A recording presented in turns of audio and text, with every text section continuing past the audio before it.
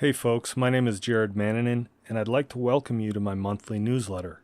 At the beginning of each month, I publish a newsletter filled with photos, videos, artwork, links to my other projects, and an essay that I hope will provide food for thought and a starting point for meaningful conversation. These newsletters essentially allow me to compile all of the work I produced during the past month and share it in a convenient location. Keep in mind, however, that these video versions of my newsletters have been modified from their original format.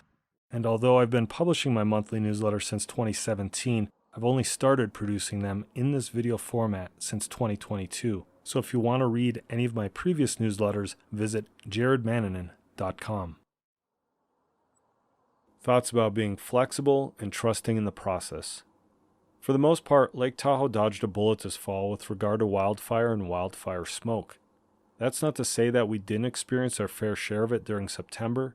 However, smoke from the mosquito fire that originated on the west slope of the Sierra Nevada in Forest Hill, California, was intermittent here in South Lake Tahoe.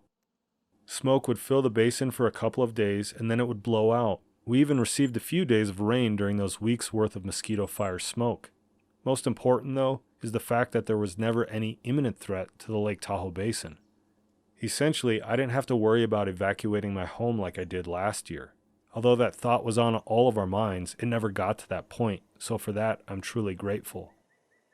The smoke was far worse this time around in North Tahoe and Truckee. Fortunately, though, the air was clear for the morning of the 17th.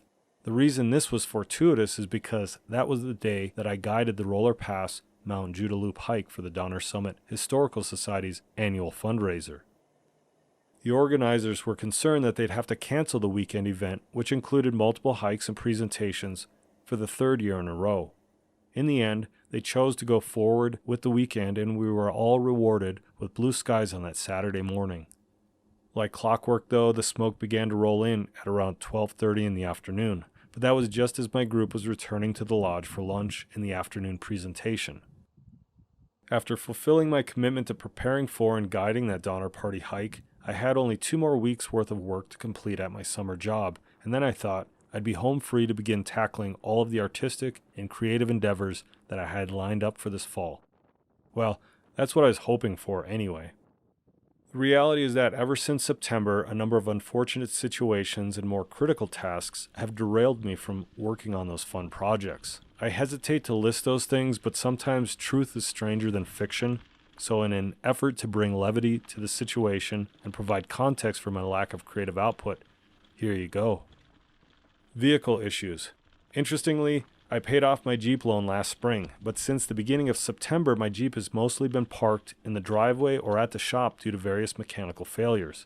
So I've been relying on the generosity of friends willing to give me rides or let me borrow their vehicles. I've also been bicycle commuting more frequently, which adds a whole other level of logistics to the day.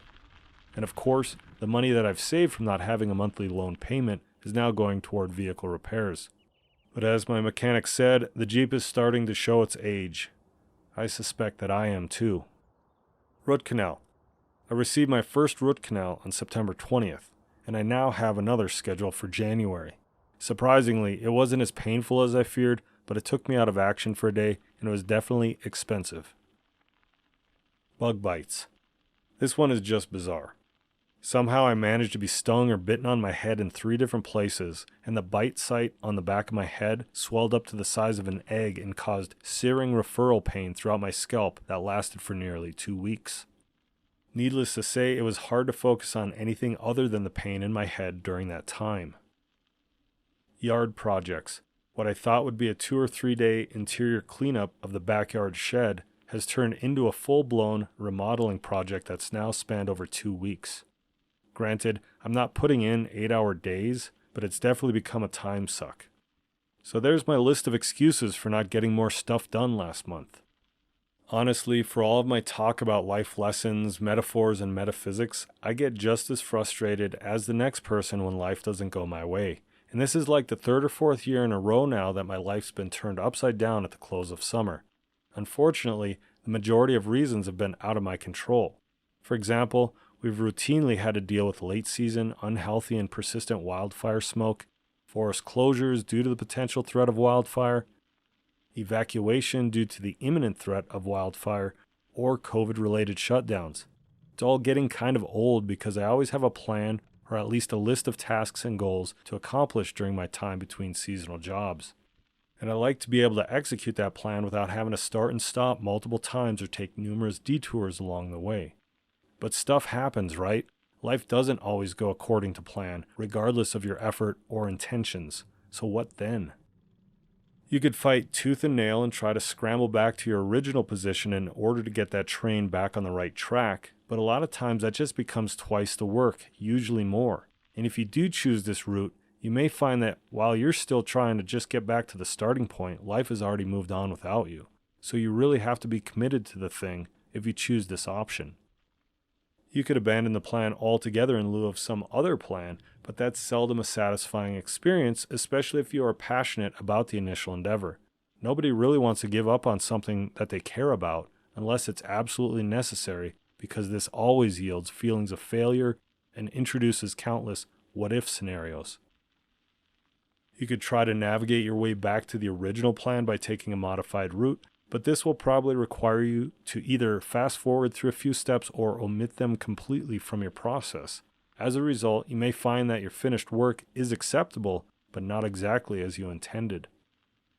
The last option is that rather than fighting against it, you could just embrace the disruption and ride it out. Will this set you back in time and delay your project? Probably. Life waits for no one after all. But this disruption is right now, and it's commanding your attention above all else. So it seems to me to be counterintuitive to fight that, especially if the cost of delaying or postponing its resolution is consequential. My Jeep is old, so there'll always be some repair that I'll have to address, but if I know there's an issue now, do I really want to wait to fix it until the snow begins to accumulate and I have to drive to Truckee every weekend for work? Realistically, my root canal was 2 years in the making, but how much longer could I have safely put it off? And I was able to work through the pain of those bug bites during the day at my job, but did I really want to be climbing around the roof of my shed to replace its shingles after work when I was most mentally and physically fatigued? Essentially, I chose to hit the pause button on most of my creative projects in order to work through this list of stuff. Admittedly, most of the creative endeavors that I've currently postponed have been on my to-do list for years, so this is kind of par for the course. Fortunately, though, none of them are actually time-sensitive, nor do they have a shelf life. But I do understand that as long as I keep putting them off, they'll never be completed. Having to perform triage is never any fun, and I am disappointed that I haven't been able to accomplish more these past few weeks. However, I'm not defeated, and I will continue working on my projects once the dust settles. In the meantime, I've just had to acknowledge that we don't always get our way, and things don't always go as planned. We have to be flexible and trust that everything will work itself out. But this is okay because life is not a race, and frankly, without the occasional disruption, aka challenge, our lives would mostly be predictable and probably just a little bit boring. Okay, folks, we've reached the end of this presentation, so I thank you for tuning in. I hope you've enjoyed the show. If so, please hit the like button and subscribe to my YouTube channel. If you have any feedback or questions, post it in the comment section below. If you want to read previous newsletters, visit jaredmananin.com, and then check out my backcountry blog, TahoeTrailGuide.com, where I offer information about hiking, backpacking, cross-country skiing, and snowshoeing at Lake Tahoe. I also write general and how-to articles about those activities, as well as informative articles about Sierra Nevada, flora and fauna, and the local history of Lake Tahoe. Thanks again, and take care, everyone.